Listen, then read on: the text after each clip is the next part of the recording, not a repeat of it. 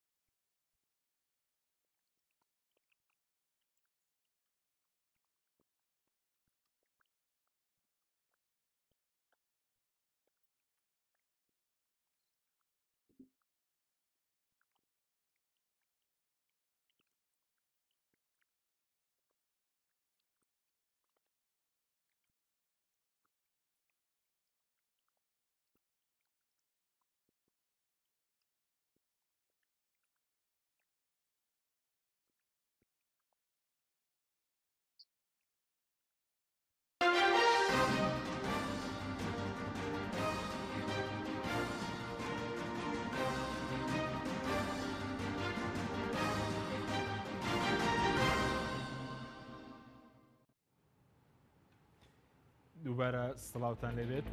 بەڕێزان، سوپاس بۆ میوانەکانم بەخێر بێن، سوپاس بۆ ئەوەتان. کاک عەبدوڕەحمان، ئەگەر لە بەڕێستانەوە دەست پێ بکەین باز لەو بەیاننامەی بکەین کە ئێوە ئەمڕۆ کوژش فراکسیۆنی پەرلەمانی کوردستان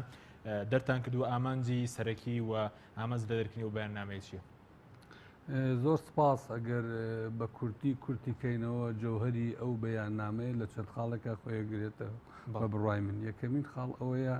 دوو یاسا هەیە، ئەم دوو یاسایە گرنگی خۆی هەیە و ئێستا ماوەکەی وەکو جەنابەت باست کرد کۆتایی بێتێ. ئەبێ بگەڕێن بە دوای ئەوە چۆن مامەڵە لەگەڵ ئەم یاسایانەکەین. یاسای تیرۆرە و یاسای ڕاگرتن بەکرێدانی خانوبەرە. ئەم دوو یاسایە هەردوو وەکوتم گرنگە بۆ ئێمە. ئەمە مامەڵەکردن لەگەڵ ئەم دوو یاسایە ئەمە جێی پرسیارە و چۆن مامەڵەی لەگەڵ ئاکرێ. دوو ئایا ئەنجومەنی شورا مافی ئەوەی هەیە ئەم یاسایە درێژ بکاتەوە؟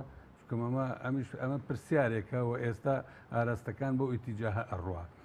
ئەنجومەنی شورا کۆمەڵێ دەسەڵاتی خۆی هەیە، دیاری کراوە، تایبەتمەندی خۆی هەیە. بە بڕای ئێمەمانان ئەمە کاری ئەوە نییە و ئەمە کارکردن بۆ ئەوەی هەموو پرسەکان ئاراستەی ئەنجومەنی شورا بکرێتەوە. ئەمە تەبعەن ئەمە وەکو ئەوەیە کە تۆ لە داهاتووشە پێویستیت بە پەرلەمان نەبێ. ئەمە بە بڕای من ینی کارێکی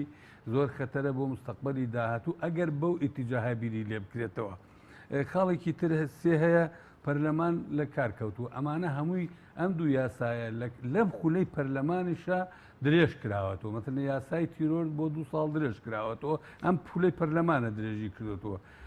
هەر کارکردنێک ئەوێ پەرلەمان ئەگەر یاسادانان بێ ئەگەر هەموارکردن بێ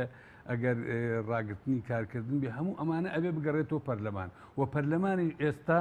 لە کار کەوتووە بەڕاستی لەبەرەوە لە بری ئەوەی کە ئێمە هەموو لایەکمان کار بکەین بۆ ئەوەی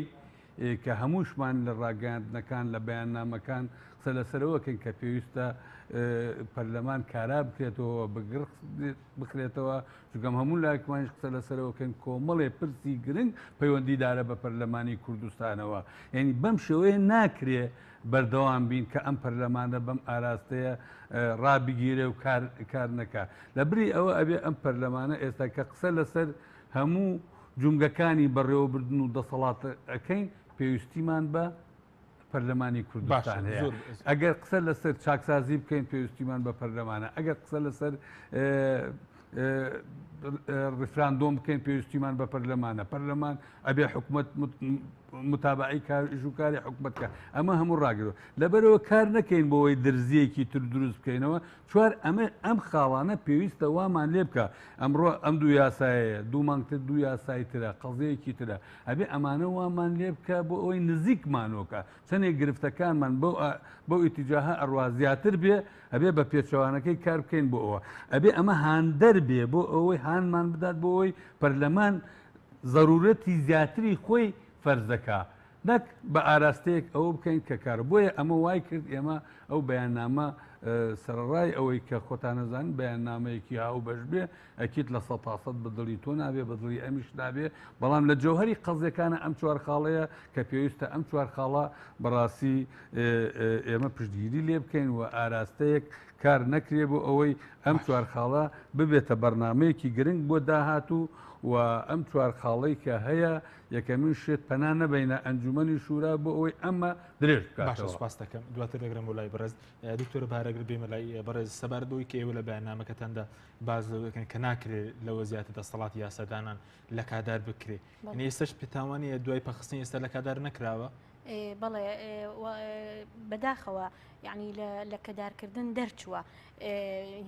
پەرلەمانی کوردستان پەکخراوە بەس ئێمە کە دەڵێن ئێمە بەسمان لەوەیە کە وەکو پەکخراوە بە بەدیلێکی بۆ نەدۆزرێتەوە کە بە نایاسایی ممارەسەی دەسەڵاتەکانی بکە ئەنجومەنی شورا ئەنجومەنێکە سەر بە وەزارەتی دادا لە دەسەڵاتی جێبەجێکردن هیچ کاتێ ناتوانێت بێتە بەدیلی پەرلەمان فەرمانگەیە کە لەناو حکوومەتە بەڵێ هین مؤسسەیەکە سەر بە وەزارەتی دادا وەزارەتی دادیش سەر بە حکوومەتی هەرێمە و ئەم مؤسسەیە ئەنجومەنی شورا بەپێی یاسای ژمارە 14 ساڵی 2008 دروست بووە لەو یاسادا دەسەڵات و تایبەتمەندیەکانی دیاری کراوە یعنی ئەو دەبێ ڕاوێژ بدا بۆ نمونە ئێمە ئێستا ئەگەر پەرلەمانی کوردستان لە کارا بواە دەمانتوانی ڕاوێژی پێ بکەین بڵین ئایا ئەم یاسای پیرۆرە پێویستی بە تعدیلە یا ئەگەر پێویستی بە تعدیلە ئێوە لەکوێدا پێتان باشە تعدیل بکرێ ئەویش دەیتوانی ڕاوێژمان بداتێ ڕاوێژەکە بۆ ئێمە ملزم نییە لە دوجارە ئەو پەرلەمانی کوردستانە یاسا دەرەکە ئەو پەرلەمانی کوردستانە هەمواری یاسا دەکا ئەو پەرلەمانی کوردستانە هین بڕیار دەدا لەسەر درێژکردنەوەی کارکردن بە یاسایەک یان ڕاگررتنی کارکردن بە یاسایەک ئەمانە ئەلفوبەی قانونن کە ئەمە لە اختصاصاتی پەرلەمانە و بەدیلی نییە بۆ بەدیلی نییە چونکە لە هەموو وڵاتانی دنیادا نییە پەرلەمان لە کار بخرێت و یەکێ بێ بە بەدیلی بۆیە بەدیلدانراوە بۆ ئەوە چکە لە کارخستنی پەرلەمان کارێکی ناوازە و ئەوەندە ناوازە و نەشازە بەدیلی نییە کاتێک کە پەرلەمان لە کارخاچیە ببێ بە بەدیلی باشە سەبارەت بەوەی کە ئێستا بەڕێزت دەڵێ ئەمە ئەلفی و بێ بێ یاسایە ناکرێت ئەنجومەنی شورا ئەو کارە بکات بەڵام ئێستا جێگیری سەرۆکی پەرلەمان ئەوەی کردووە ینی داوای لە ئەنجومەنی شورا کردووە کە یاسای دەژێت تیرۆر و یاسای بەکردانی خان و بەردەست بکاتەوە بەڵێ داوای کردووە و داوای نەکردو درێژ بکرێتەوە داوای کردووە ڕایان بدەن لەو بارەیەوە هین بەڵام ئەمەش بۆ خۆی لە خۆی داشتێکی نایاساییترا چونکە بەپێی مادەی حەڤە لە پەیڕەوی ناوخۆی پەرلەمانی کوردستان تەنها لە دەسەڵاتی سەرۆکی پەرلەماندایە کە نووسرا و ئاراستەی دەستگا و دامەزراوەکان بکە لە کاتێکە جێگر ممارەسەی دەسەڵاتەکانی سەرۆک دەکات کە سەرۆک غائب بێ لەوێ نەبێ لە ئێستادا سەرۆک غائب نییە بۆیە ئەو لەویا بەڕێز جێگری سەرۆکی پەرلەمان تەجاوزی لە دەسەڵاتی خۆی کردو ئەمە یەک دووەمیان بەپێی هەر بەپێی یاسای ئەنجومەنی شورا بەپێی یاسای ژمارە 14 ساڵی 2010 ئەنجومەنی شورا دەڵێ کاتێکە داوای کە جیهەتە عولیاکان دەسەڵاتە باڵاکان داوای ڕاوێژ دەکەن دەبێت سەرۆکی دەستگاکە داوا بکە یعنی لە یاساکەی ئەوانیشدا ئەمە بە نەسی سەری هاتووە دەڵێ دەبێت سەرۆکی دەستگاکە داوا بکە واتە ئەنجومەنی شورا پێویستە بەپێی یاساکەی خۆیان پێش ئەوەی بچێتە ناو مۆزوعی نووسراوەکەوە پێویستە کە بینی نووسراوەکە سەرۆکی دەستگانەی کردو یەکسەڕەتی بکاتەوە لە چکە بەپێی یاساکەی خۆیان تەنها ئەوان کاتی ڕاوێژ دەدەن ئەگەر بێت و سەرۆکی دەستگا داوا بکە کاتە دوکتۆری یوسف داوای نەکردووە سەرۆکی پەرلەمان نەخێر سەرۆکی پەرلەمان داوای نەکرد ئەو کاری کە جێگری سەرۆکی پەرلەمان دکتۆر جعفەری منێکی دوکارێکی نایاساییە بەڵێ کارێکی ڕاوێژی کردووە بەڵێ کارێکی نایاساییە چونکە وەک گوتم یەکەم بەپێی پەیڕەوی ناوخۆی پەرلەمانی کوردستان مادەی حەڤە لە دەسەڵاتی سەرۆکە نووسرا و ئاراستە بکە و بەپێی یاسای خۆیان یاسای مەجلیسی شورا دەڵێ دەبێت سەرۆکی دەستگا داوا بکە ئەمە لە ڕووی شکلیەوە اینجا لە ڕووی مۆزوعیشەوە وەکو باسمان کرد لە دەسەڵات ئەو ئەلفوبەی قانونە کە لە دەسەڵات و تایبەتمەندی مەجلیسی شورا نییە ببێتە بەدیلی پەرلەمان بەڵام هەوڵێک کێ بۆ ئەوەی کە بکرێتە بەدیلی پەرلەمان بەڵێ ئێمە هەوڵێک بەدیەکەین بۆ ئەوەی کە مەجلیسی شورا بکرێتە بەدیلی پەرلەمان هیوادارم بەڕێزان لە مەجلیسی شورا هەمویان کەسی یاساین باش لە یاسا تێدەگەن هیوادارم تەسلیم بەو هەوڵە نەبن بەڵ سپاس دەکەم دواتە گرم وڵایەت بەڕێستان ئەگەر بچینە شاری ئەولێر لای شکوریخان زۆر سپاس بۆ بەشداریت لە بەرنامەکەمان دەبێت سەرنجی بەڕێزی شامزانم لەسەر ئەو بەیانامەی کە ئەمڕۆ ئەو 6 فراکسیۆنە دەریان کردووە سەبارەت بەوەش کە ئێستا هەوڵێک لە ئارادایە بۆەوەی کە ئەنجومەنی شورا بکرێتە بەدیری پەرلەمانی کوردستان بەنای خۆی گەورە مهرەبان سڵاو لە ئێوە لە سەرجەم بینەرانی خۆشەویست بەڵێ دیارە ئێمە ئەو 6 فراکسیۆنە هەستاین بە دەرکردنی ئەو بەیاننامە دیارە ئێمە هەست بۆ دەکەین هەوڵێک لە ئارادایە بۆی پەرلەمان لەلایە کۆپەک خراو لەلای شتر بەدیلی بۆ بدۆزرێتەوە بەداخەوە کە ئەمە لەلایەکەوە کاریگەری زۆر خراپی هەیە لەسەر ئێستا و داهاتووی سومعی هەرێمی کوردستان لەسەر پرۆسەی دیموکراسی و دیارە بە پەخستنی پەرلەمانیش هاوڵاتیان زۆر نیگەرانن و ڕێزنەگرتن لە دامەزراوە شەرعیەکان بە تایبەتی پەرلەمانی کوردستان واتە ڕێزنەگرتنە لە دەنجی هاوڵاتیان و ئەمەش بەڕاستی خۆی لە خۆیدا جێگای نیگەرانیە بڵێ دیارە ئەنجومەنی شورا ئەنجومەنێکە دامەزراوەیەکی کارژێری دادوەری و سەربەوەزارەتی دادا و هەروها ڕاوێژکاریە ڕاوێژ دەدا بۆ پەرلەمان لە کاتێکدا کە ئەگە سەرۆکی پەرلەمان نووسراوێک ئاراستەی ئەنجومەنی دادوەری بکە ئەنجومەنی شورا بکە ئەوانیش بە نووسراوێک وەڵام دەدەنەوە ڕاوێژەکە دەدەن بە پەرلەمان و پەرلەمان ئەو کاتە سربەست دەبێ ئایا ئەم ڕاوێژەی پێپەسەندە وەری بگرێ یاخود وەری نەگرێت دەتوانێت ئەم بۆچوونەی ئەوان وەربێەوە دەشتوانی وەری نەگرێ پێی ملزەم نییە دیار بە پێی پەیڕەوی ناوخۆی ئەنجومەنی شورا ئەمانە هەموو ڕوون کراوەتەوە جا دیارە ئێستا لە هەرێمی کوردستانە ئێستا دوو یاسا هەن کە یاسای تیرۆر کە لە هەفتەی 2014 بۆ ماوەی 2 ساڵ درێژ کراوە لە هەفتەی 2016 تەنها پاش 5 ڕۆژی تر ئەم یاسایە ئەوەتە دەبێت کاری پێ نەکرێ ڕابگیرێ یا ئەوەتە دەبێت درێژ بکرێتەوە درێژکردنەوە و هەموارکردنی یاسا و دەرکردنی یاساش تەنها مافی پەرلەمان و تایبەتمەندی و اختصاصی پەرلەمانە هیچ کەسێشتر هیچ دامەزراویشتر ئەمەیان بۆ نییە ئەمە لە کاتێکدا پەرلەمانی کوردستان وەروە پەرلەمان لە هەموو وڵاتانی دنیا بەرزترین دامەزراوەی شەرعیە لە کاتێکدا ئەنجومەنی شورا دامەزراوەیە کە سەر بە وەزارەتێکە یعنی دوشتی زۆر لێکجیان ئەمە دامەزراوەیەکی کارژێری دادوەری ڕاوێژکاریە سەر بە وەزارەتێکی دادا کە لە دەسەڵاتی جێبەجێکردندایە ئەمە لە کاتێکدا پەرلەمان دامەزراوەیەکی شەرعیە چاودێری بەسەر هەموو وەزارەتەکان دەکات جا چۆن دەبێت دامەزراوەیەک کە لە دەسەڵاتی جێبەجێکردن بێ بەشێک بێ لە وەزارەتێک بێ بە بەدیلی پەرلەمان کە بەرزترین ئاستی دەسەڵاتە بۆیە یاسای دووەمیش کە ئەوەی یاسای بەکرێدانە بەکرێدانی خانوبەرەیە کە ئەمەش کە دیسان هەر لە مانجی حەوت دوای چەند ڕۆژێکی تر کارپێکردنی دەوەستێتەوە. دیارە ئەمە بە هەموارنەکردنەوە و بەکارنەخستی پەرلەمان بۆ ئەم دوو یاسایە بۆشایی یاسایی دروست دەکا و لە هەمان کاتدا کێشە و گرفتی زۆر دەنێتەوە. ئێمە وەکو ئەو 6 فراکسۆنە بەدیلمان پێیە، ینی ئەگەر پەرلەمانیش هەرچەندە زۆر بە پێویست و زەرور دەزانین کە پەرلەمان لەمە زیاتر پەک نەخرێ، لەمە زیاتر پرۆسەی سیاسی و دیموکراسی لە هەرێمی کوردستان لەکەدار نەکرێ، بەڵام ئەگەر لە خلالی ئەم چەند ڕۆژەش پەرلەمان کارە نەکرێتەوە ئەوە بەدیلێک هەیە، ئەویش ئەوە یاسای سزادانی عێراقی کە لە ساڵی 1969 یاسای 111 دەکرێت بۆ ماوەیەکی کاتی کار بەمە بکرێ و تا پەرلەمانی کوردستان یا ئەم دوو یاسایە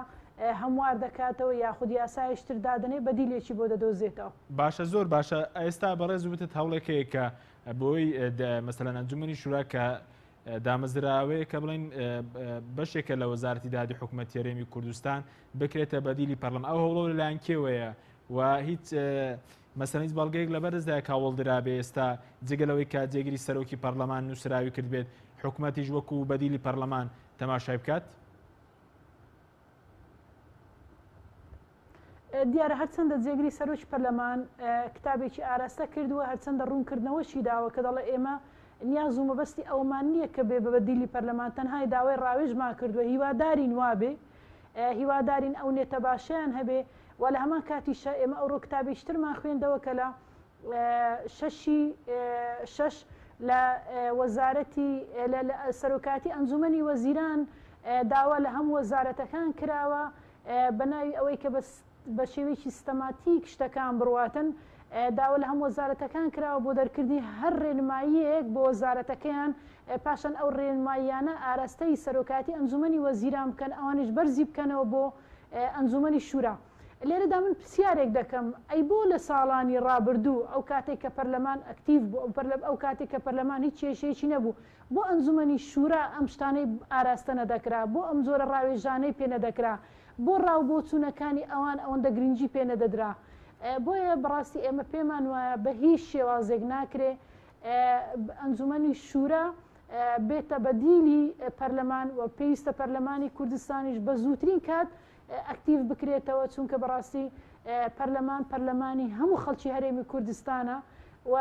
بەدەنجی خەڵکی هەرێمی کوردستان ئەم پەرلەمانە دروست بووە و پەخستنی پەرلەمان مانێ ڕێزنەگرتنی دەنجی خەڵکی هەرێمی کوردستان. باشە، زۆر باشە. ئەو لایەنەی کێ کە ئێستا کار لەسەرەوە دەکات کە ئەنجومەنی شورا بێتە بەدیلی پەرلەمانی کوردستان؟ بەڵێ ئاشکرایە کە دیارە پارتی دیموکراتی کوردستانە دیارە ئەوان نانوێ پەرلەمان کارە بێتەوە، بەتەنها ئەوانە ئەوتە هەموو فراکسۆنەکانی تر ناڕزایی خۆیان دەربڕیەوە بە دەرکردنی بەیاننامەیەک. بۆی ئێمە هیوادارین پارتی دیموکراتی کوردستان بە سیاسەتەکانی خۆی دابچێتەوە، چونکە ئێمە بەڕاستی هەرێمی کوردستان بە خوێن و ماندیبوون و عەرەقە و تەضحیەدانی هەر هەموو خەڵکی هەرێمی کوردستان گەیشتووەتە ئەم ئاستا. بۆیە بەڕاستی دەبێت بە سیاسەتەکانی خۆی دابچێتەوە. بەڵێ سپاس دەکەم، دواتەگەڕێم بۆ لای بەڕێز کاک عەبدوڕحمان ئەگەر بێم لای بەڕێز سەبارەتەوەی کە مەترسی چییە مەسەلەن زۆر خەڵک بپرسێ، ینی بۆچی خراپە ئێمە ئەنجومەنی شورا بکەینە بەدیلی پەرلەمانی کوردستان بۆ یاسادانا، بۆ درێژکردنەوە یاسا، بۆ هەموارکردنەوە یاسا؟ بەدڵنیاییەوە بەدیلی پەرلەمان نە ئەنجومەنی شورایە نە هیچ دەستگایەکی ترە و ئەوە خەتەرێکی گەورەیە بۆ ئەوەی ئێمە ئەمانەیە باڵاترین دەسەڵات لەم هەرێمە بیخینە پەراوێز بکەین و بیخینە ئەولا. ئەو جۆرە بیرکردنەوەانە بیرکردنەوەیەکی ڕاست نییە لە جێ خۆیان نییە. بەڵام ئێستا ئەم دوو یاسایە کۆتایی دێ. پرسیارەکە لەوایە ئەمە چۆن مامەڵە لەگەڵ ئەم دوو یاسایە بکەین کە لە کاتێکە ئێستا پەرلەمان لە کار کەوتووە. ئەمە بۆ چوونی جیاواز هەڵەگرێ، گفتوگۆی جیاواز هەڵەگرێ، چونکە هەندێک ناکۆکی هەیە لە یاساکانیشە چۆن تەعامل لەگەڵ ئەم دوو یاسایە ئەکرێ کە ضرورەتە کە گرنگە بۆ هەرێمی کوردستان وەکو پێشتر باسم کرد. یعنی ئایا ئەتوانرێ دوای کۆتایی هێنان ئەم بەم یاسایە لە کاتەکەی خۆیدا مامەڵی لەگەڵا بکرێ وەکو ئەوترێ ئەمە ساری مەفعولە بێ لە کاتێکە ئەگەر بەدیلی یاسایەک نەبێ یان یاسایەک ئەموار نەکرێتەوە یاسای مدەکەی کۆتایی بێت یعنی منەمەوە پرسیارێک بکەم ئەوش ئەوەیە ئێمە لایەنی کوردستانی لە دەستوری عێراقیە مادەی 140مان دەستنیشان کرد ئەو مادەی 140 لە 2007 لە کۆتایی مانگی 12 کۆتایی هات و خۆشمان نەزانین دەستور دایکی یاساکانە و سەرچاوی هەموو یاساکانیشە هەر خۆمان وەکو لایەنی کوردستانی وەکو لایەنی کوردستانی ئەمانوت ئەو یاسایە ساری مەفعولە ئەو ماوەی بۆی دیاری کردووە کاریگەری نییە و ئەوە کاری پێکەوە خۆشمان بیمان 2008 و 9 و 11 و 12 هە کاری بکرا ئیشەکانی بەڕێوە ئەچوو ئەچەنە کۆتایی نهات بە ئیشەکانی ئێستا پرسیارەکە لەوایە ئایا ئەمە ئەکرێتە بەدیر چۆن تەعاملی لەگەڵاک لەبەرەوە بە بڕوای من ئەو یاسایە ئەگەر ئەم ئیتیجاهی کە ئێستا ئاراستەی ئەنجومەنی شوراکرێت تەنیا پرسیارکردن بێ ڕەنگە ئاسانتر ئەبێ بۆ ئێمە بەڵام هەدەف ئەوە نەبێ ئەبە ببێت کامیان ئێستا ئاراستەکان بەکام لا دەخوێنرەوە بۆ واسەی کە ئەنجومەنی شورا پرسی پێ بکرێت لە ڕوانگەیەکی یاسای بۆ وارەسەیان بکرێت بە دیلی پەرلەمان من پێم وایە من پێم ناتوانم ئێستا پێش وەخت بریار بدەم لەسەری بەڵام ئەگەر ئاراستەکە ئەوە بێ کارێکی زۆر کراوە و ئێمەش لەم بەیاننامە باشمان کرد ئاگداری ئەنجومەنی شورامان کردەوە کە دواتر پێشوەخت ئاگداریەکەینەوە مەسیجێکمان داوە پێی کە وریا بە بەو کارە هەڵمەستا بۆی دواتر پێمان نەڵێن پێشتر بۆ قسەتان لەسەری نەکرد لەبەرەوە ئێستا ئەو کارە ئایا ئەگەر ئەمە نەکرایە ئەو ئەکید ینی یاسایەکەیە و پێویستی وەکووتن هەرێمی کوردستان پێویستی پێێتی کاری لەسەر بکرایە باشتر نەبوو بەڵام پەنا ببرێ ئەوەی ئەنجومەنی شورا بریان بدا و درێژی بکاتەوە بەڕاستی ئەوە زۆر ئەوە مەقبول نییە لەلایەنی نە پەرلەمانتارۆ نە کۆمەڵانی خەڵکی کوردستانەوە و ئەوە ئیتیجاهێکی خەتەرناکە نەک هەر بۆ ئەم یاسانە بۆ داهاتووش بە تەواوەتی فعلەن ئەبێتە بەدیلی پەرلەمان و ئەوەش ڕێگر ئەبێ بۆ ئەوەی بیر بکرێتەوە و هاوکاری یەکتر بکەین بۆ ئەوەی پەرلەمان بکەینەوە و چارەسەری کێشەی پەرلەمان بکەین کە وەکووتم کاریگەری هەیە لەسەر هەموو جونگەکانی بەڕێوەبردننی دەسەڵات لە ئێرێمی کوردستان زۆر باش ئێستاوەی کە جێگیری سەرۆکی پەرلەمان کردوێتی تۆش بەکارێکی نایاسایی قەڵەمکەوێ پرسی دەستەی سەرۆکایەتی پرسی سەرۆکی پەرلەمان نووسراوارەسی من ئێستا ئەوەی جێگیری سەرۆکی پەرلەمان کە ئێستا ئەمڕۆ ئەو ڕوونکردنەوەی داوە پێم وایە ڕوونکردنەوەیکی باشە یعنی ئەگەر نیەتێکیش پێشوەختە بێ بار شوێنێک ئەوە پرسیارکردن بێت نەک ئاراستەکە بێ بۆی ئەوە ببێتە بریار لەکە ئەگەر پرسیارکردن بێت زۆر تەبیعیە بەڵام ئەبێ هەموو لایەکیش بزانێ ئەو پرسیارە ناکرێ وەڵامەکەی بەو ئاراستەیە بێتەوە کە ئەمە بە پێی بریارێکی ئەنجومەنی شورا درێژ بکرێتەوە ئەوە جەوهەری قەزێکەیە زیاتر لەسەر ئەوەی کە پرسیار ئەکرێت لە منیش ڕەنگە پرسیاری هەندێ پرۆژە یاسا یان هەمواری یاسا لە دکتۆرە بکەم یان لە کەسێکی تر بکەم لەو ڕۆ بکەم هەندێک جار تەناقوزات لە یاساکانی شایعە ناکۆکیەیە بەڵام نیەتم چییە؟ نیەتەکە بەلای منەوە گرنگە نیەتەکە ئەساسە نیەتەکە کارکردن بێ بۆ ئەوەی ئەم پەرلەمانە هەروە پەکی بکەوێت و بەنجومەنی شورا ببێتە بەدیل باشە بەڵام ئەوەی کە دکتۆرەوتی پێی پەیڕەوی ناو خۆتۆش بەکارێکی نایاسایی دەزانی کە بەوێ پرسی سەرۆکی پەرلەمان دەستی سەرۆکاتی نووسرا و ئاراستەی ئەنجومەنی شورا بکرێت ئێستا بمانەوێ نەمانەوێ بارودۆخێکی تایبەتی هەیە کاکی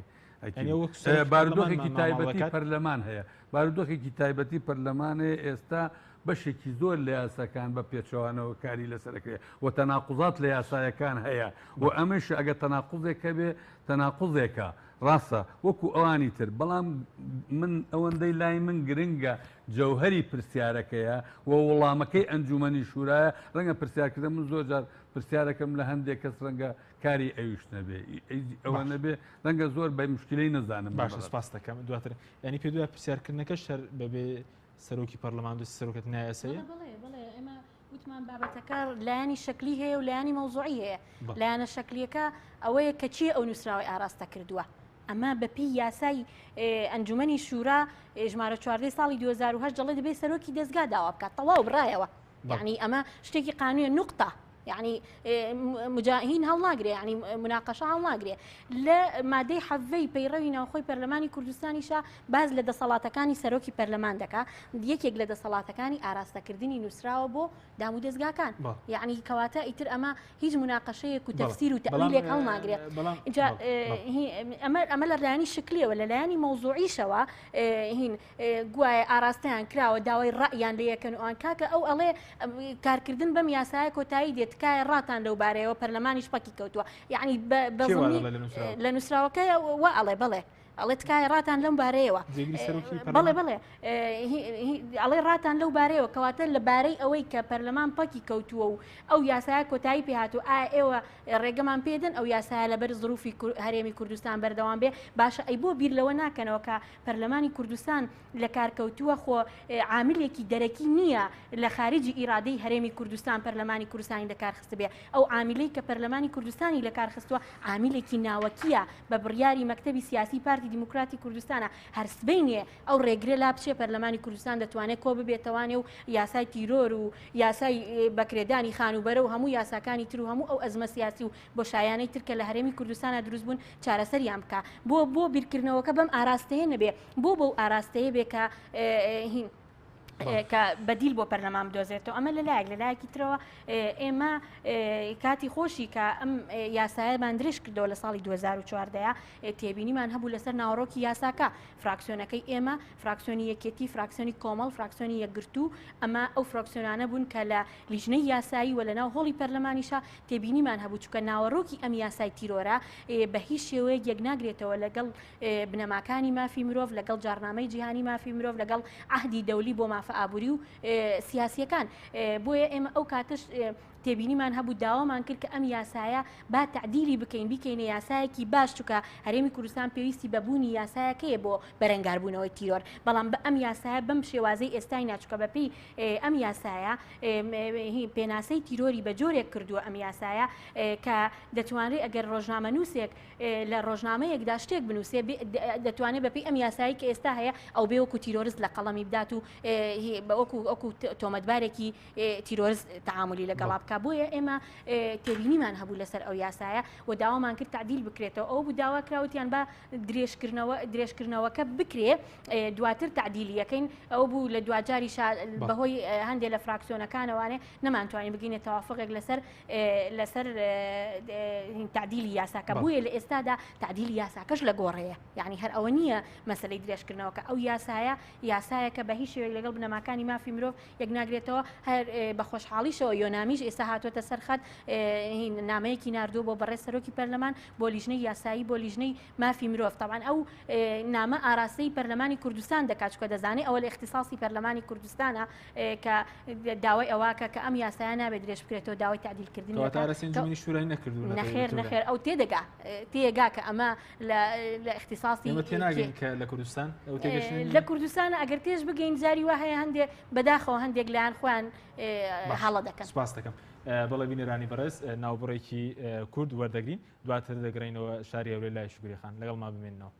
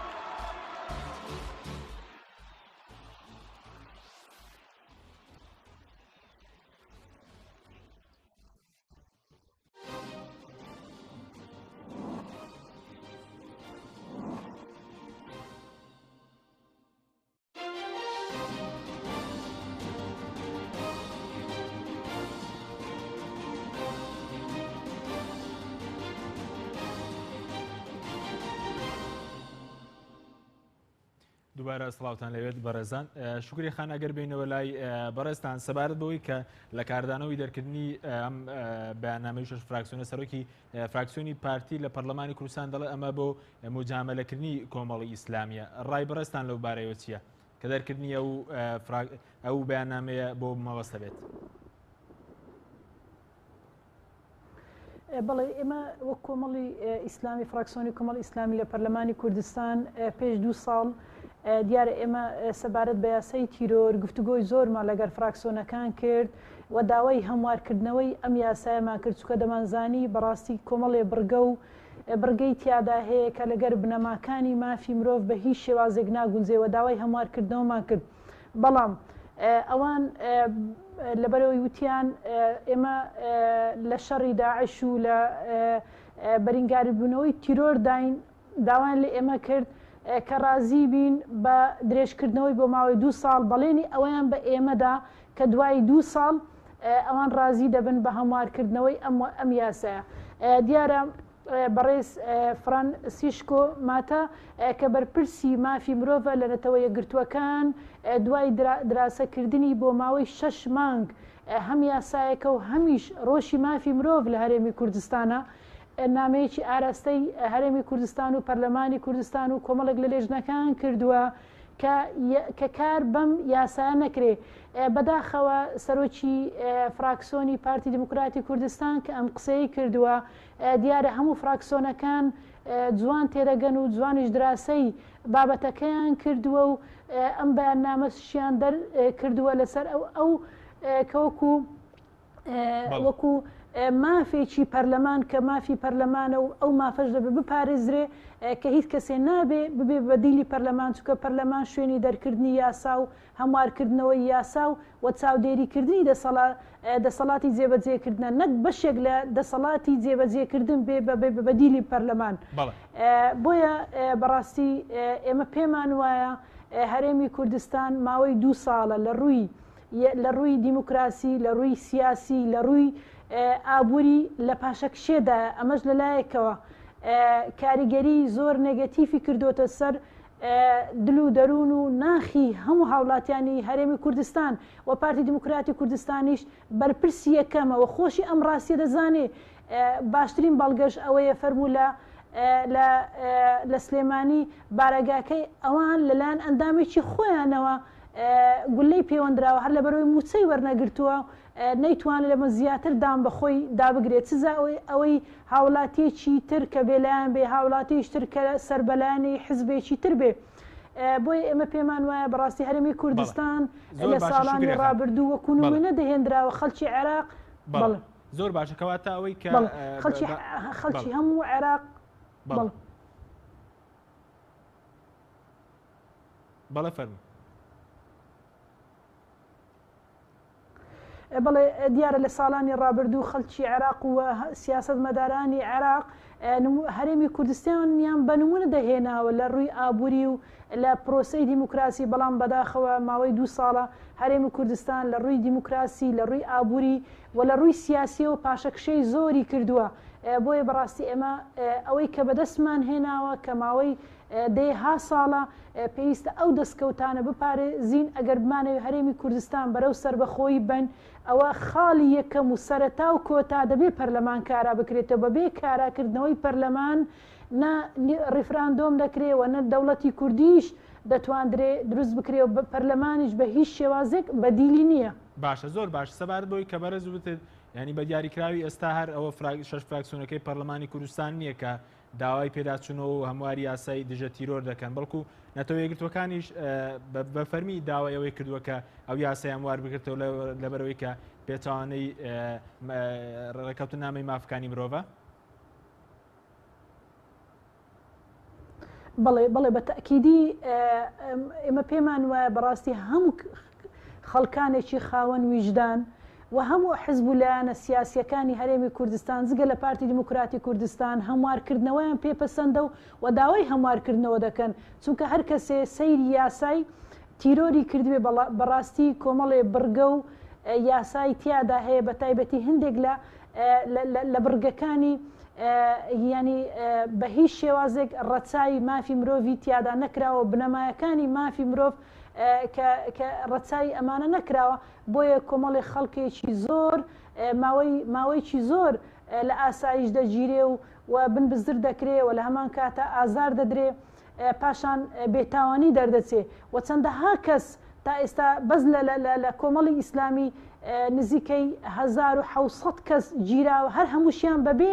دادگاییکردن بەربوونە ئەمە باشترین بەڵگەیە لەسەرەوەی کە کەسێ بەبێ دەگیرێ و پاشە 2 سال 3 سال بەبێ دادگاییکردن بەردەبێ ئەمە باشترین بەڵگەیە لەسەرەوەی ئەم کەسە پاکە و هیچ شتێکی لەسەر نەبە بەڵام بە گومانەوە گیراوە. بەڵێ سپاس دواتر دەگەڕێنەوە لای بەڕێستان کاک عەبدوڕەحمان ئەگەر بینێ سەرەوەی کە ئێستا و داواکاری ئێوە پێماوە شش فراکسیۆنەکە بۆ نییە کە ئێمە یاسای دژە تیرۆرمان لە کوردستانە بەڵکو بۆ هەمارکردنەوە و پێداچوونەوەیەتی بۆی کە پێداچوونەوەی پێدا بکرێت بەدڵ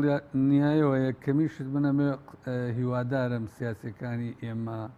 وە ڕاگەاندنکارانی ئێمە بەو ئاراستەیە کار لەسەر ئەم بەیاننامەیە نەکەن بۆ ئەوەی ببێتە هۆی قوڵبوونەوەی زیاتری ململانەکانی نێوان حیزب و لایەنە سیاسەکان بڕاستی ئێمە هاتووین یاسایەکەی کۆتاییە کەس ناتوانێت بڵێ ئەمە ماوەی ئەم یاسایی کۆتایی نایە ئێمە هاتووین ئاگداری ئەنجومەنی شوراکەین و هەموو لایەکەکەینەوە کە ئێوە مافی ئەوەتان نییە ئەم یاسایە درێژ بکەنەوە اینجا یەکێک داوای هەموارەکە یەکێ دوای گۆڕانکاریەکە لە یاسەکە ئەوە ئازادەوەکو چۆن ئەو پرۆژه یاسەکانی تریش هەموو کەسێ حەقی ئەوەی هەیە هەموو فراکسیۆنێک دە ئەندام پەرلەمان بۆی هەیە کە داوای دەستکاریکردنی ئەوە کە ئەوە پرسێکی ترە لەبەرەوە ئەم پرسە هاتوۆتە گۆڕێ ئێمەش ئەو ئاماژەماندا لەوە زیاتر نییە هێنێ من ئەمڕۆ کە متابعی هەواڵەکانم کرد لە هەندێک کەناڵەکان و این بە ئاراستەیەکی زۆر بە تونند و تێژی ئەی بن و ئەمە جێگای پەرلەمان کۆ ئەبێتەوە و ئەمانە نەسابکە یعنی ناوەڕۆکی ئەو بەیاننامەی ئێمە ئەمە نییە کە ئەبوترێت کە پەرلەمان و ئەوە دوو بەرە دروستە بێت و هەمومان دژی ئەو مەحاورانین ئەو مەوضوعانین ئێمە یاسایەکەیە ئەمانەوێت ئەمە ئایا کاری ئەنجومەنەوە کوتم ئەنجومەنی شورایە نەخێر ئەنجومەنی شورانیە بە تەسەووری من بڕوای شم وایە ئەنجومەنی شورا جوابەکەی بۆ ئاراستە نابێ گرفتەکان و قەیرانەکانی هەرێمی کوردستان قوڵنابێت لە چێ سەرچاوێک لە پێشتریش ئێمە ئەزمونێکمانەیە لەگەڵەوە ئەنجومەنەکە درێژکردنەوەی ویلایەتی مەسعود بارزانیە یعنی ئەو کارشی کردیان من پێم وایە کارکردن بەو ئاراستەیە بەردەوامبوون و هەوڵدانە بۆ نەمانی پەرلەمان لەبەرەوە بڕوان ناکەم ئەو ئەنجومەنی شورا ئەو کارە بکە چکە بە تەواوەتی ڕاستە پرسیار ئاراستە کراوە ڕاستە نووسراوی بۆ کراوە بەڵام وەکو دکتۆرە وتی ئەمە وازەح لای ئێمە ڕوون و ئاشکرایە کە یاسای ئەنجومەنی شورا یاسایەکی تایبەتی هەیە و دەسەڵاتی تایبەتی هەیە ئەمە لە هەموو کەسێک هەری هەموو یاسا ناسێک هەموو پەرلەمانتارێک ئەزانێ ئەمە کاری ئەو نییە باشە ئایا پەنا ئەبە بۆەوە ئەهمیەتی ئەو دەستگایە نامێنێ ئەگە بەردەوام بێ لەم جۆرە کاری نایاساییکردنە لەبەرەوە من بڕایەکمەیە قەناعەتێکمەیە هیوادارم وا دەربچێت هیوادارم عکسەکەی نەبێتەوە کە ئەنجومەنی شورا ئەو کارە نەکە بەڵێ سەبارەت بە یاساکە ئێوەش تێبینیتان لەسەرێ لەسەر یاسا پێویستی بە مارکردنەوەی فراکسیۆنی ئازادی ئێمە پێشتر مناقەشەی ئەو یاسایە کراوە ئێمە ڕاوبۆچوونی خۆمامان لەسەر ئەو یاسایە درێژ کراوە بەشێک ئەو تێبینانەی لەسەر ئەو یاسایە بوو لە بە هەڵە بەکارێنانی یان بە خراپ بەکارێنانی ئەو یاسایە بوو ئەمەیشە بووە لەبەر ئەوە بەکارێنە خراپ بەکارێنانی ئەو یاسایە بووە زۆر جار ئەو ئاراستە کراوە ئەو کارە کراوە ناکرێت چونکە جۆهەری یاسا هەر ئەو یاسایشە نییە بە خراپی بەکارهێنێ بەشێکی زۆر لە یاساکان بە خراپی بەکارهێنێ لەبەر ئەوە ینی ڕەبتکردنەوەی ئەوە بەو شێوەیە ڕەنگە شتێکی تر معنایەکی تر بدا لەبەرەوە ئێمە لە وەختی خۆی تێبینیمان لەسەرەوە داواکردنی هەموارکردنی هەر یاسایەک حرام نییە گوناحیش نییە ڕاوبوچینێکەیە ئیدا لەسەر چه ئاراستەی هەموارەکە ڕێکەکەوین ئەوەی لە کاتی خۆیان هەر پرۆژەیەک پێشکەش تۆ وتت نابێن پرسە بە سیاسی بەڵام ئەوەی سەرۆکی فراکسیۆنی پارتی بەلاتەوە سێنەوە کە بازەوە مجامەرەکردنی کۆمەڵی ئیسلام ئەی بۆچینەتەوە یەکگرتوەکان مەسەلەن داوای هەمواری ئەم یاسایە دەکا ینی ئەو بۆچییە من بەڕێز سەرۆکی فراکسیۆنی پارتی ئازادە چۆن تعبیر لە هەر هەڵوێستێکی خۆیەکە بەڵام من لێرەوە بۆ جەنابی ڕایگەێنم بۆ هەموو کەسێکیش ڕایگەێنم کە ئێمە بە هیچ شێوەیە لەسەر بەژەوەندی ملەتەکەمان لەسەر ئەو قەناعەتەی هەمانە هیچ مجاملەی نا کۆمەڵی ئیسلامیەکەین نە ئەحزابی ئیسلامیەکەین نە هەر حیزبێکی تریشەکەین بەڕاستی و یەکەمین جار لە خولی ئەم کولەی پەرلەمان و ئێمە ڕامانگەیاندووە ئێمە ڕامانگویانەوە ئێستاش لێرەوە دوو پارتیەکەمەوە ئێمە بە پێی ناوەرۆکی پرۆژە یاسا مامەڵەکەین بە پێی ناوەرۆکی پرسەکە ئەم پرسە کێتە ئیدیەکە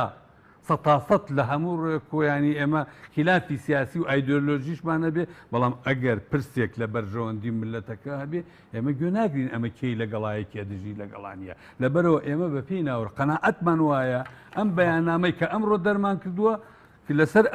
لەسەر ئەم یاسایانە کە کۆتایی تێت و ئەمە ئەنجومەنی شورا وڵامەداتەوە ئێمە قەناعەتمان پێێتی ئەمە هیچ مجاملەیەک هیچ پێویستیشمان بە مجاملە هیچ حیزبێکی سیاسی نیست. سپاس دەکەم دکتۆر ئەگەر بگەم وڵای بەڕێز سەبارەت بەوەی کە وەڵامی پەرلەمانی کوردستان وەڵامی نەتەوەی یەکگرتوەکانی داوەتەوەی کە ئێستا بە فەرمی ینی داوای کردووە کە ئەم یاسایە بەبێ هەموارکردنەوە و پێداچوونەوە درێژ نەکرێتەوە. ئەوەندەی من ئاگادار بم ئێمە وەکو لیژنەی یاسایی وەڵاممان نەداوەتەوە بەڵام لە ڕاستیە ئەوە و نامەتان بەرز گەشتووە نامەی نەتەوەی گرتوەکان نامەی نێتەوە گرتوەکان نێدراوە بۆ لیژنەی یاسایی من کە جێگری سەرۆکی لیژنەی یاسایم ئیمڕۆ بەدەستم گەیشتووە ئەویش لە لیژنەکەمەوە نا لە جیهاتێکی ترەوە بەدەستم گەیشتووە و تەسەور ناکەم ینی وەڵام درابێتەوانێت لەلایەن پەرلەمانی کوردستان داوای چی دەکات بەڵێ لە ناوەڕۆک داوا لەواکە کە ئێمە لە ساڵی 2014 داوامان کردو پێی وایە کە ئەم یاسایە پێویستی بە تعدیلکردن هەیە لەگەڵ بنەماکانی مافی مرۆڤ و لەگەڵ عهدی دەولی بۆ مافە ئابووری و سیاسیەکان و جارنامەی جیهانی مافی مرۆڤان ناگونجێ بۆیە پێویستی لە عقوبەکانیدا لە پێناسەی تیرۆرە لە زۆر شتی ترە لە وەرگرتنی ئیفادەیە بە زۆر ئەوانە لەو بابەتانەیە ناگونجێ لەگەڵ بنەماکانی مافی مرۆڤ بۆیە پێویستی بە تعدیلکردنەوە هەیە پێش درێژکردنەوەی بزەبت ئێمە ئەو داواکاریەمان هەبوو ئەو چوار فراکسیۆنە لە کاتی درێژکردنەوەکەدا لە ساڵی 2014دا بە زۆر گوتم شکرێخانیش ئاماژەی پێدا کە نمانتوانی بگەینە تەوافقێک لەسەر تعدیلەکە چکە ڕێگریمان هەبوو دیارتینە و تێبینانی کە بەڕێز لەسەر ئەو یاسایەتینە وەکو ئەوی کە بەڕێز یاسانەسی یاسای زۆرترین شت کە من هەمە لەسەر پێناسەی تیرۆرە چکە تیرۆر بۆ خۆی بریتیە لە هەموو کارێک کە ببێتە هۆی دروستکردنی ترس لە سەر هاوڵاتیان بە جۆرێک ئەم ترسە ببێتە هۆی هەژاندنی نیظامی سیاسی و ئیستیقرار یعنی ئەمە پێناسەی تیرۆرە بەڵام ئەوان هاتوون پێناسەی تیرۆریان بە جۆرێک کردووە کە ئەگەر نەک فعل ئەگەر هاتوو قەولیش بێ نووسینیش بێ نەشبێتە هۆی هەژاندنی ئیستیقراری نیظام و ئەوانە هەر دەکرێت بە کارێکی تیرۆرەستا بکرێت بۆیە ئەم مەتاتیەتە ئەم فراوانکردنە لە پێناسەی تیرۆرە وا دەکات کە زۆر کەس کە لە ئەسڵا ئەو کارەی کردویانە یان نووسیویانە لە ئەسڵا ناچێتە چوارچەوەی پێناسەی تیرۆرەوە وەکو پێناسە عالەمیەکەی پێناسە نێودەوڵەتیەکەی تیرۆر ئەمان بە تیرۆر تەعاملی لەگەڵ بکەن ئەمە یەکێکە لە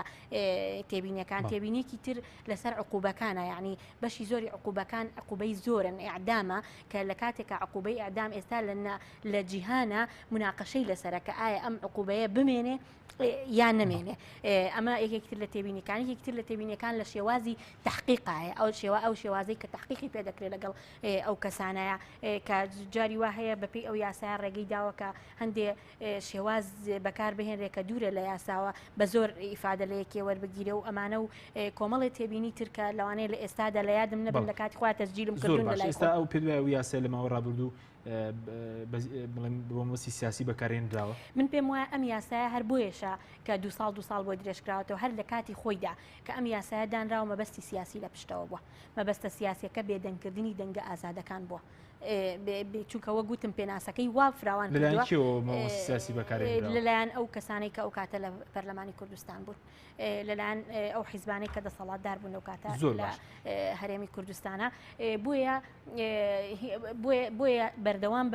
بە مودە ئەگینا خۆ ئێمە لە هەرێمی کوردستانە من ئێستا لەگەڵ ئەوەدام کە یاسایەکی تیرۆری دائیمیمان هەبێ نەک مودەی بۆ درێژکەینەوانە بەڵام یاسا تیرۆرەکەمان یاسایەکی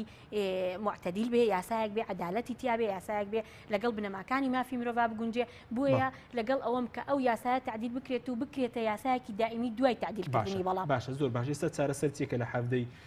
حەود مثلەن دوای چەند ڕۆژێکی ترم یاسایە بەسەرەچێ کار بەچی یاسایەک دەکرێت لە مەودوان بەڵێ ئێمە هین پێم ئەزانین کە لە هەرێمی کوردستانە پێویستمان بە یاسایەکەی بۆ بەگژاچوونەوەی تیرۆر ئەوە ئاشکرایە بەڵام لە ئێستادا کە پەرلەمان ئەمە یەکێکە لە دەرهاویشتەکانی پەکخستنی پەرلەمان کە ئێستا پەرلەمان پەکی خراوە ئێمە پێمان وایە چارەسەری ئەسڵی ئەوەیە کە پەرلەمان کارا بکرێتەوانێ بۆ ئەوی بتوانێت ئەو کێشەیە و هەموو کێشەکانی تر لە هەرێمی کوردستانە چارەسەر بکە کە ئەوە ناکرێ هین یاسای سزادانی عێراقی ژمارە 111 ساڵی 1969 هەرچەندە ئەم یاسایە تاوانی تیرۆری وەکو تاوانێکی سربەخۆ تەنظیم نەکردەوە وەکو چۆن ئێستا تاوانی کوشتن تاوانی دزی هاتووە بە چەند مادەیەک بە سربەخۆیی بە جوانی هەمووی تەنظیم کردووە تاوانی تیرۆری بەو شێوەیە تەنظیم نەکردەوە بەڵکو لە چەند شوێنێکی بەشپەرش و بڵاو بەڵام ئەمە تەنها شتی یاساییە کە بتوانین پەنای بۆ بەرین بە شێوەیەکی کاگەر یاسای دیژە تیرۆری عێراق بەکاربێنێت دەکرێت بڵێ ئەوەش پێویستی ئێمە لە دەستوری عێراقا ڕێگەمان پێدراوە کە یاسای خۆمان دەربکەین لە هەرێمی کوردستانە بەڵام هەر کاتێ یاسایەک لە عێراقا دەربچێ بۆ ئەوەی کە لە هەرێمی کوردستانە کاری پێ بکرێت پێویستی بە ئینفاسکردن هەیە لەلایەن پەرلەمانی کوردستان بەرکارکردن بۆیە ئەوەش پێویستی بە پەرلەمانی کوردستان هەیە بەمان شکری خان ئەگەر بێم لای بەڕێزت سەبارەت بەوەی کە چارەسەر چیە لای ئێوە بۆ ئەوەی کە ئەم یاسە مەسەلەن گرفتی ئەوەمان نەبێت گرفتی ئەموارکردنەوە و درێژکردنەوەی یاسا چارەسەر ئاکارەکردنەوەی پەرلەمانە ئێوە وەکو فراکسیۆنی کۆمەڵ هەمیشە ئامادە بوونە بۆ ئەوەی کە پەرلەمانی کوردستان کارا بکرێتەوە بەڵێ بەڕاستی ئێمە پێمان وایە چارەسەری باشترین چارەسەر و چارەسەری بنبڕ کاراکردنەوەی پەرلەمانە چونکە ئەگەر ئێستاش بۆ موقەتی بۆ نمونە بۆ یاسای تیرۆر بهێنین یاسای ژمارە 111 سزادانی عێراقی جێبەجێ بکرێت بەڵام ئێمە بەردەوام ڕۆژ بە ڕۆژ مانگ لە دوای مانگ کێشەی بەو شێوازە کێشەمان ڕوبەڕوو دەبێتەوە و بە پەکخستنی پەرلەمانیش ئێمە پێمان وایە قەیرانەکان کێشەکان زیاد بوونە و قوول بوونەتەوە و ڕویان نەک بەرەو چارەسەر نەچووە بەڵکو زیاتر هاوڵاتیانی خەڵکی هەرێمی کوردستان زۆر زیاتر نیگەران و بێتاقەت بوونە بۆی ئێمە پێمان وایە چارەسەری سەرەتا و کۆتا و بنبڕ ئەوەیە کە پەرلەمان کارا بکرێتەوە و پەرلەمانیش پێویستە کارا بکرێتەوە ئەگەر ئێمە بمانەوەی بەڕاستی هەرێمی کوردستان لەو هەموو قەیرانە ڕزگار بکرێت هەرێمی کوردستان زیاتر پاشەکشێنەکە لە پرۆسەی سیاسی و دیموکراسی بەڵێ زۆر باش وەکو فراکسیۆنی کۆمەڵ ئامادەن لە هەر کاتێکدا ئەگەر دانیشتێکی پەرلەمان بەڕێوە بچێبەوەی کە کارا بکرێتەوە بەشداری تێدا بکەن ئێمە پێمان وایە باشترین شت ئەوەی لایەنەکان بە تایبەتی پارتی دیموکراتی کوردستان لەگەر بزوتنەوەی گۆڕان لێک نزیک ببنەوە و دانیشتەکان هەموو لایەنەکان بەشداری تیادا بکەن و هیچ لایەک پەراوێز نەخرێ ئێمە پێمان وایە بەم شێوازە کێشەکان چارەسەر بکرێ و لەبەرەوە ئەگەر یاساش دەربکرێ بەڵام لایەنێک پەراوێز بخرێتن کێشەکان پێمان وایە چارەسەر ناکرێ ئەگەر یاساش دەربچێ بەڵام چی ئیمزای بکە و چۆن یاسایەکە جێبەجێ بکرێ ئێمە لە ساڵانی ڕابردوو زۆر یاسامان هەبووە دەرچووە لە پەرلەمانی کوردستان بۆ نمونە یاسای سندوقی داهاتەکانی نەوت و گاز کە دەبووە لە دەی هەشتی 2015ەوە جێبەجێ بکرابە دوا مۆڵەتی بوو بەڵام تا ئێستاش ئەم سندوقە دروست نەکرایە و لە هەمان کاتیشە جێبەجێ نەکرا ئێمە پێمان وایە بەڕاستی بەڕاستی لەلایەنی سیاسی چارەسەرکردنی کێشە سیاسیەکان چارەسەر بکرێەوە پەرلەمانیش لەسەر ئەم ئەساسەوە کارا بکرێتەوە. بەڵێ سوپاس دەکەم کاک عەبدوڕەحمانی خولەکیش بۆ بەڕێستان چی بکرێت بۆی کە ئەم کێشانە ڕوبەڕوێرەی کوردستان نەبێت و پەرلەمان کارا بکرێت و زۆر بە کورتی بە دڵنیاییەوە ینی بیر نەکردنەوە یان کار نەکردن بۆ بەگەڕخستنەوەی پەرلەمان ئەوە بەڕاستی هەست نەکردنە بە بەرپرسیارەتی بەرامبەر هەرێم و بەرامبەر ئەم هەموو قەیرانانە و بەرامبەر ملەتەکەمان بۆیە لە بەری بیرکردنەوە بە ڕێگایەکی ترە ئەوێ پەرلەمان کارا بکرێتەوە و بۆ ئەوەی بتوانین چارەسەری سەرجەم ئەو هەموو لایەکمان ئەوێ بەش بە حاڵی خۆی تەنازولات تا بۆ بەردەواندی کردی بۆ ئەوەی ئەو کارە چی تر نەکەوینە ئەو ململانەی کە ئەمڕۆ لەم قۆناغەدا دکتۆرە چی بکرێت بۆی خەڵکی کوردستان تووشیە و گرفتە یاسایانە نەبێت کێ دەبێت پەرلەمانکارەکە زۆر بە کوردستان بەدڵنیاییەوە بێ پەرلەمانی کوردستان کارا بکرێتەوەنێ پەرلەمانی کوردستانیش دەبێت لەلایەن ئەو جیهەتەوە کارا بکرێتەوە کە لە کاری خستووە کە بڕیاری مەکتەبی سیاسی پارتی دیموکراتی کوردستانە پێویستە چیتر گاڵتە بە دەنگی خەڵک نەکات چونکە پەرلەمان ئیرادەی میلەتە ئیرادەی شعب و دەنگی خەڵک دروستی کردووە پێویستە کارا بکرێتەوە. بەڵێ زۆر سپاس بۆ وەرێک لە بەڕێزان عبدوڕحمان فارس سەرۆکی فراکسیۆنی ئازادی لە پەرلەمانی کوردستان و دکتۆرە بەهار محمود ئەندامی پەرلەمانی کوردستان لە فراکسیۆنی زۆتنەوەی گۆڕان هەروە لە شاری هەولێرەوە شوکریە شێخانی ئەندامی پەرلەمانی کوردستان لە فراکسیۆنی کۆمەڵستان. سوپاس بۆ هاوکاران سوپاسی بۆ بینەرانی بەڕێز تا بەرنامەیەکی تر خواتان لەگەڵ.